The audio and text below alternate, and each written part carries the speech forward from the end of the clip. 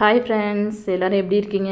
Good morning. இன்றைக்கி என் பொண்ணோட லஞ்சுக்கு அப்புறம் ஸ்நாக்ஸுக்கு என்ன பேக் பண்ணியிருக்கேன்னு பார்க்கலாம் வாங்க.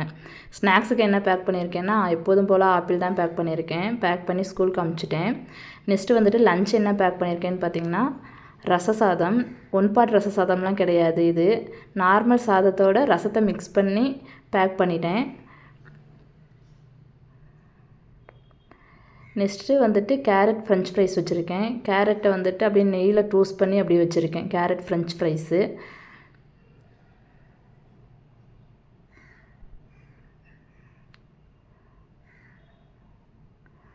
நெக்ஸ்ட்டு பொட்டேட்டோ ஃப்ரை தான் வச்சுருக்கேன். இதுதான் என்னோடய பொண்ணோட லஞ்ச் இன்னைக்கு. எங்களுக்கு லஞ்ச் என்னன்னு பார்த்தீங்கன்னா,